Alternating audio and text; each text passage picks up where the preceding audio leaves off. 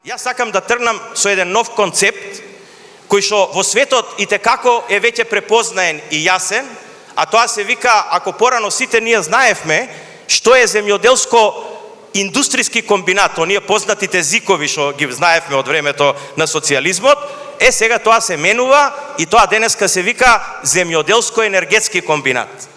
Тој земјоделско-енергетски комбинат е класичната циркуларна економија која што ние треба да ја освоиме и како држава да ја усвоиме, бидејќи тука, еве имаме еден, јас ќе замолам ако може тој слайд да дојде, значи заедно со господата Перо Спасески и Перо Колев од Агри и од Асапак, идејата да го реализираме овој проект.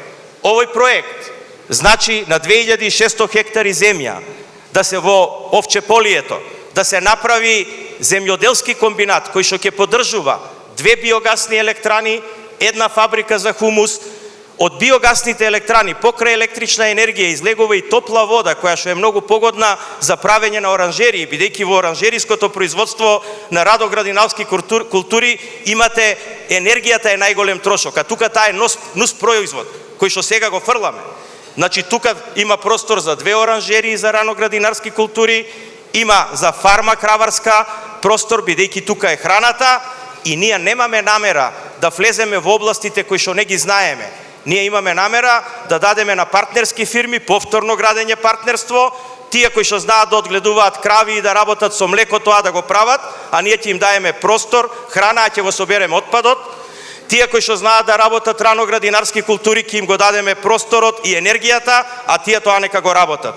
И таквите партнерства ќе направат да овој систем има влез да го собере целиот органски отпад во општеството, значи се што е органски отпад, а при тоа излезот од него е нула отпад, раноградинарски култури, електрична енергија, млеко, млечни производи, хумус и ништо друго. Нула отпад. Значи, типичен пример за циркуларна економија и ние сме на пат овој проект да го реализираме во следните 5 години. Сега сме дојдени до таму да е биогасната електрана Сарамзалино веќе направена, а во комбинатот Ерџелија полека влегуваме и систем воведовме капка по капка под земја и веќе нема земјоделие како што имаше досега. Не ни е нас дејност земјоделието. Тоа ќе биде споредна работа. Овој концепт треба да заживее, јас не сакам повеќе да ви досаѓам со него, него сакам само да отворам нови аспекти каде јас ја гледам компанијата во следните 5 и 10 години. Сите, уште еднаш ке се навратам. Сите ние зборуваме за енергетска транзиција, тоа е убав збор.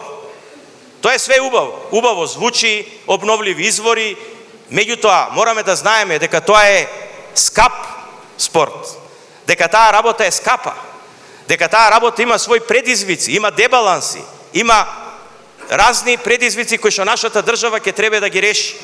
Во таа смисла, тим од млади инженери во нашата фирма веќе 2 години работат на батериски системи.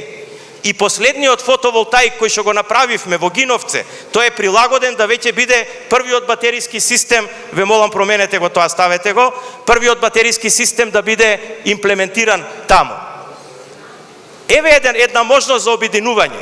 Ние ќе треба да заборавиме на зборот енергетска транзиција, ако ние не успееме да се справиме со вишоците и кусоците на енергија.